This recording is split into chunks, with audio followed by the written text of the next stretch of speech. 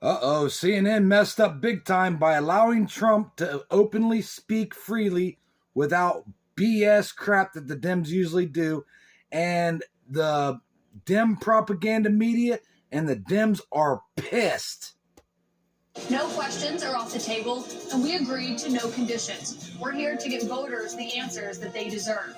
Please welcome the frontrunner for the Republican nomination, former President Donald Trump. If you look at what's gone to our country has gone to hell. Our borders are bad. Our military has been bad. You look at the taxes, you look at inflation, what's happened to inflation, it's just destroying our country. We've really become, in many ways, a third world country. And it's very sad what's happened in this administration. And it's something that will turn around on day one. We were energy independent. Now energy is at a level that we've never had to pay before. Nobody can afford to continue to pay what's happening with energy.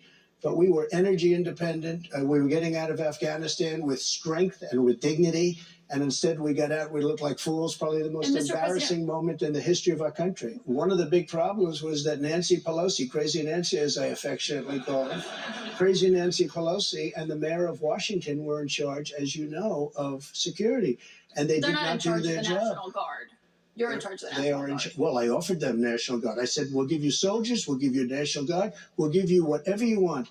And they turned me down. And in fact, she turned me down. She turned me down in writing. But you said you weren't very involved that day. You did tell your supporters to come to Washington. You tweeted about it, about that speech that happened on the rally. Am I allowed to say that? When they went to the Capitol and they were breaking into the Capitol, smashing windows, injuring police officers, why did it take you 3 hours to tell them to go home? I don't believe it did.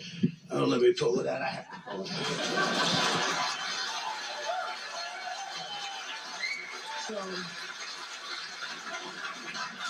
So if you look at, on January 5th, the day before, I said, please support our Capitol Police and law enforcement. They are truly on the side of our country. Stay peaceful. Stay peaceful. This was the day before, and this was in the form of Twitter. Now I use Truth Social. I think it's far superior, okay? I hope everybody's on Truth. If you look, January 6th, this is before 2:30. I am asking for everyone at the U.S. Capitol to remain peaceful. This is right after, as it was happening.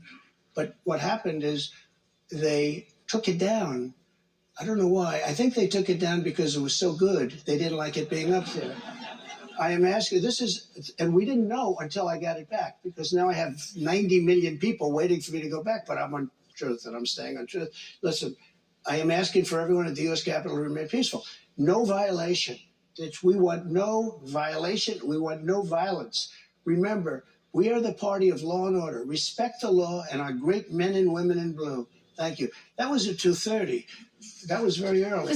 But once again, something that the Dems lied, removed, and deleted, just like the peacefully and patriotically at Trump's rally. The Dems literally smeared and hid shit and lied about it just to manipulate people and to paint Trump as bad. Just like the videos we seen on January 6th of people being led around the Capitol. The Dems lie and do nothing but manipulate people, and people need to wake up. President, I looked at the same timeline that you did. No, but you didn't report that. You know why? Because it was taken down. We did report it. I was reporting that thing. It was taken down and it wasn't. But when it was clear to you that they were not being peaceful, you saw them rushing the Capitol, breaking windows. They were hitting officers with flagpoles, tasing them, beating them up. When it was clear they weren't being peaceful, why did you wait 3 hours to tell them to leave the Capitol? They listen to you like no one else. You know that. They do. I agree with that. But so Nancy Pelosi and the mayor are in charge. I assume they were able to do their job. They weren't. But Pelosi's not in charge of Capitol And if you security. remember, I made a video right outside the Oval Office in the Rose Garden. And I'm very proud of that video. I didn't have a script. I don't need scripts like a certain person that's in there right now. The video, it came out much later after they had already attacked the Capitol. Going back to your influence, in that 3 hours, over 140 officers were injured that day. And a person named Ashley Babbitt was killed. Yes. You know what? She was killed, and she shouldn't have been killed. And that thug that killed her, there was no reason to shoot her. At blank range, cold blank range, they shot her. and she was a good person. She was a patriot.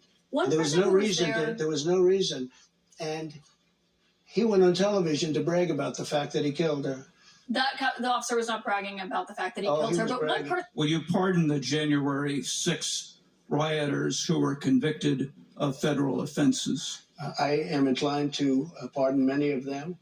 I can't say for every single one because a couple of them probably they got out of control. But when you look at Antifa, what they've done to Portland, and if you look at Antifa, look at what they've done to Minneapolis and so many other places. Look at what they did to Seattle and BLM. Many people were killed.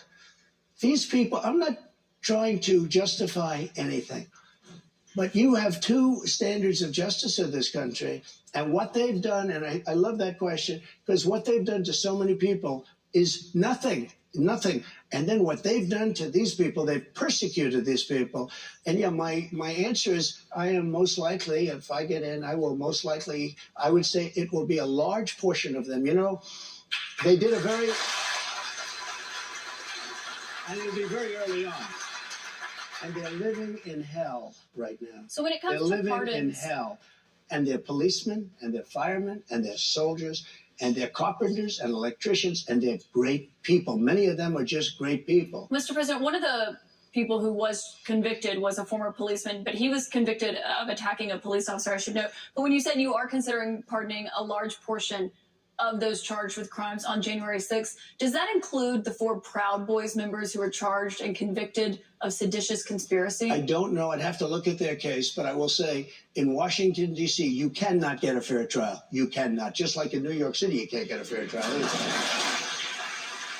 This woman, I don't know her. I never met her. I have no idea who she is. I had a picture taken years ago with her and her husband, nice guy, John Johnson. He was a newscaster, very nice man.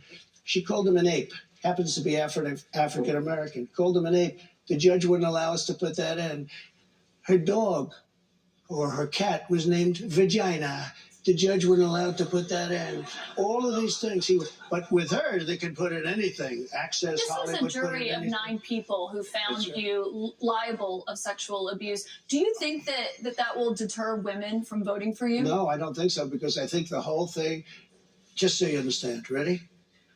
I never met this woman. I never saw this woman. This woman said, I met her at the front door of Bergdorf Goodman, which I rarely go into other than for a couple of charities. I met her in the front door. She was about 60 years old. And this is like 22, 23 years ago. I met her in the front door of Bergdorf Goodman. I was immediately attracted to her, and she was immediately attracted to me.